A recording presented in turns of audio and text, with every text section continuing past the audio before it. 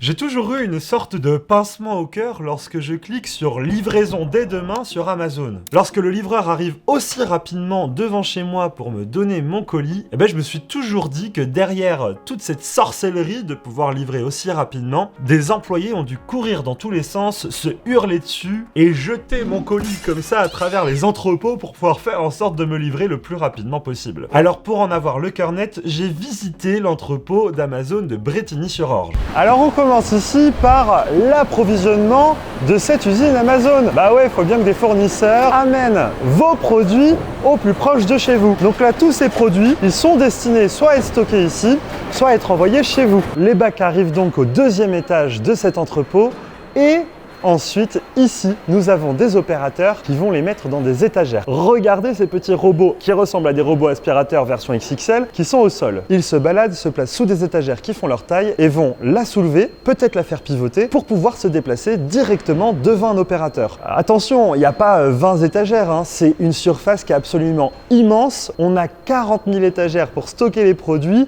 et 4000 robots qui sont là pour les déplacer. Il faut savoir qu'ils se déplacent non pas grâce à une vision, mais grâce à des QR codes qui sont au sol de manière régulière comme un quadrillage. Et c'est un ordinateur central qui va diriger tous les robots en même temps pour qu'il n'y ait jamais de collision et que le robot puisse circuler librement sans être bloqué par une étagère qui attendrait son tour. Donc il y a une section pour les opérateurs qui stockent dans les étagères et une section pour les opérateurs qui viennent vider les étagères. Un vidéoprojecteur indique dans quelle case quel produit il faut prendre, l'opérateur le prend et le remet dans un bac noir qui a été identifié. Mais là, il n'y a pas encore la notion de commande. Ces bacs noirs, ils ne correspondent pas à votre commande précisément. En fait, ces bacs noirs, ils partent dans un endroit que je n'ai pas eu le droit de filmer et ensuite, on fait ce qu'on appelle de l'individualisation. On va prendre chaque produit de chaque bac noir pour les mettre dans des bacs gris. Dans ces boîtes grises, il n'y a qu'un seul produit, même si c'est un tout petit paquet de bonbons. Les boîtes grises arrivent face à ces étagères et les opérateurs n'ont plus qu'à prendre le produit et le placer dans l'étagère qui est indiquée par un voyant lumineux. Et c'est là que la commande commence à se préparer. Chaque case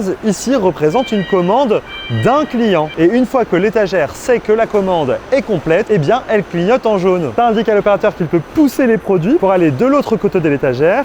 On voit qu'il y a d'autres opérateurs qui ici vont préparer la commande et la mettre en carton. Une fois que les commandes sont préparées, elles montent encore une fois à l'étage et se retrouvent sur des convoyeurs ultra rapides. Et ils vont avancer jusqu'à être comme derrière moi, scanner et peser directement sur le tapis roulant. Et là, c'est l'étiquette client sur lequel il y a l'adresse mais aussi le nom du transporteur qui va s'occuper de vous livrer la commande. Ces gros cartons sont remplis de colis Amazon et ensuite vont être directement placés dans le semi-remorque qu'on voit au fond afin qu'ils puissent être transportés.